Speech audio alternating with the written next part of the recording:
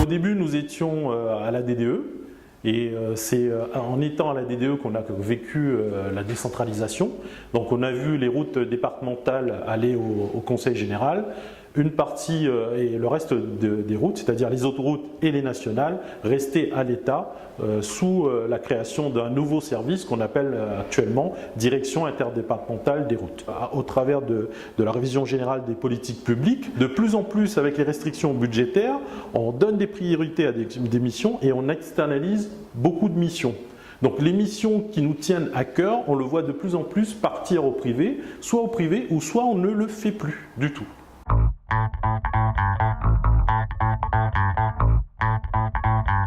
Derrière aussi, l'État nous a sorti une circulaire sur la rationalisation des véhicules de l'État qui ne nous permet plus de renouveler ce matériel.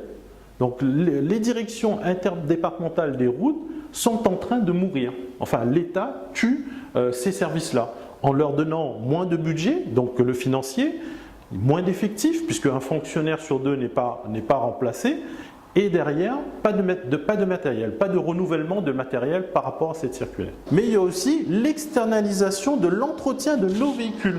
C'est-à-dire qu'avant, vous avez des parcs ateliers qui réparaient nos véhicules et qui entretenaient nos véhicules.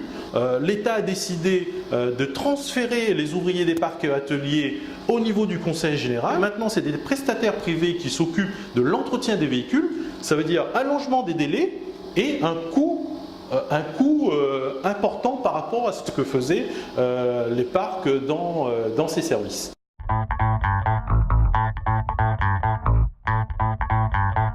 Alors pour les usagers, très simple, dégradation des routes. On voit de plus en plus de nids de poules qui ne sont pas réparés, où on met beaucoup de temps à réparer. Un exemple qui m'a marqué, sur la nationale 118, on a mis tellement de temps à faire de la réflexion de chaussée qu'à un moment donné, on était obligé d'abaisser la vitesse. C'est-à-dire que sur une route nationale comme la 118 où c'est limité à 110, on a descendu la vitesse à 70 km/h.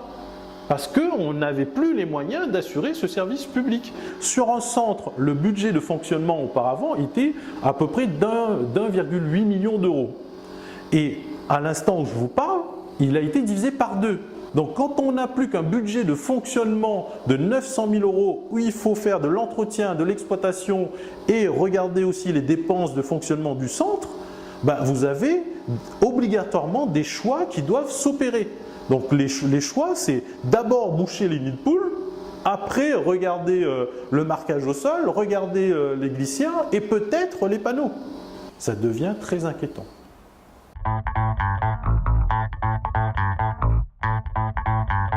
Ça veut dire que de 1, on n'est plus écouté, les agents ont le sens du service public, sauf qu'on ne leur donne plus les moyens de le faire, de le mettre en pratique, et les agents sont complètement désorientés.